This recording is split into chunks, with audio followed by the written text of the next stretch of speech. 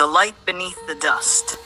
He wakes up before the sun every morning, 4:50 a.m., no alarm, just instinct and the weight of responsibility. Adam is 22, but his back already aches like he's twice that.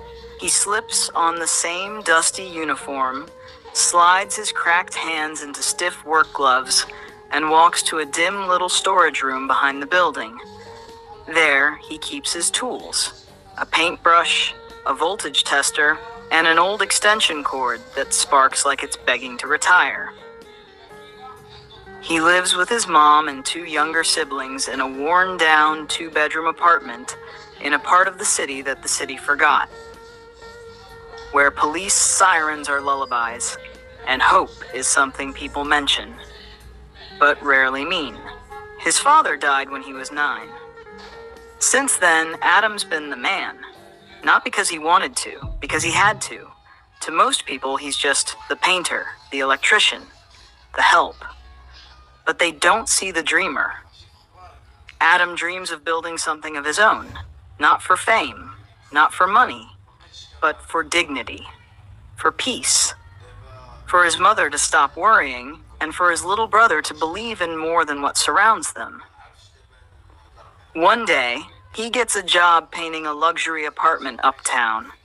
White marble countertops, gold fixtures. The floors are cleaner than the dishes at home. The owner watches him in silence, then says with a crooked grin, "You know, you'll always be just a guy with a brush." Adam doesn't reply.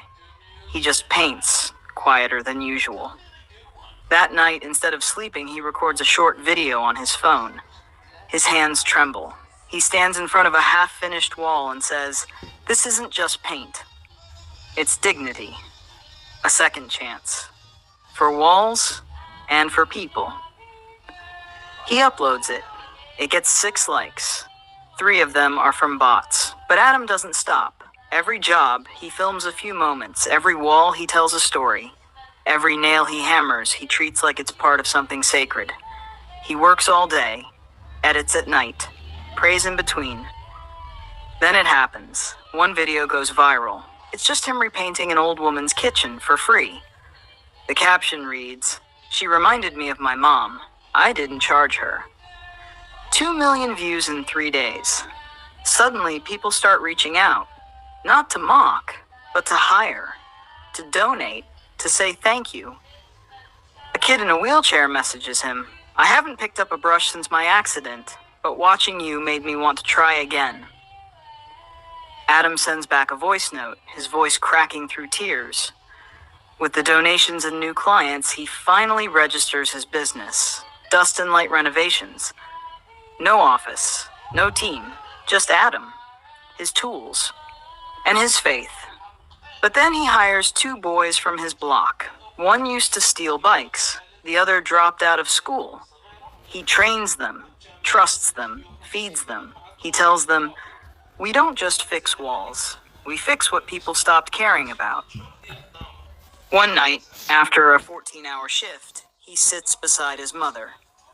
Her hands tremble from arthritis. She's watching one of his videos. She smiles and says, "Your father would have been proud." Adam cries, not because he's famous, but because she said, "Your father."